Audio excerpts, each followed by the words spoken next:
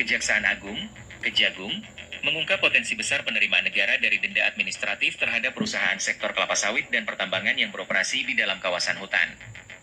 Jaksa Agung ST Burhanuddin menyebutkan, total nilai denda administratif yang dibidik pada tahun 2026 diperkirakan mencapai 142,23 triliun rupiah.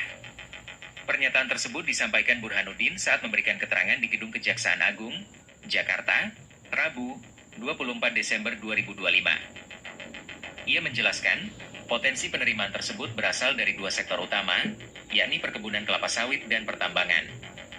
Untuk tahun 2026 terdapat potensi penerimaan denda administratif pada sawit dan tambang yang berada dalam kawasan hutan, ujar Burhanuddin. Ia merinci, potensi denda administratif dari sektor kelapa sawit mencapai 109,6 triliun rupiah, sementara sektor pertambangan diperkirakan menyumbang 32,63 triliun rupiah. Denda tersebut dikenakan kepada perusahaan yang diketahui melakukan kegiatan usaha di kawasan hutan tanpa memenuhi ketentuan perizinan sesuai peraturan perundang-undangan. Menurut Burhanuddin, langkah ini merupakan bagian dari upaya penertiban pemanfaatan kawasan hutan sekaligus optimalisasi penerimaan negara, khususnya dari sektor sumber daya alam. Penegakan denda administratif dinilai menjadi instrumen penting dalam mendorong kepatuhan pelaku usaha terhadap regulasi kehutanan. Dalam kesempatan yang sama, Jaksa Agung juga melaporkan penyerahan dana kepada negara senilai 6,6 triliun rupiah. Penyerahan tersebut dilakukan secara simbolis sebagai bentuk pertanggungjawaban.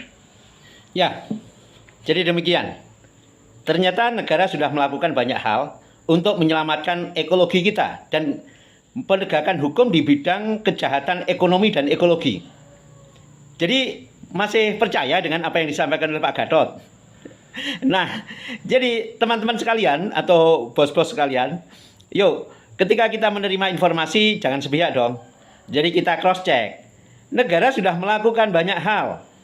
Bahwa di sana sini masih terjadi, ya itulah kehidupan dan terus harus dilakukan kontinuitas, keberlanjutan.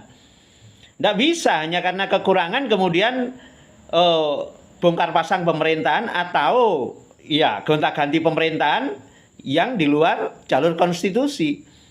Menggerakkan mahasiswa, memanfaatkan mereka untuk didorong supaya terjadi gerakan besar dan reformasi jilid 2. Ini sungguh terlalu. Di saat pemerintah sungguh-sungguh melakukan apa yang mereka tuduhkan itu.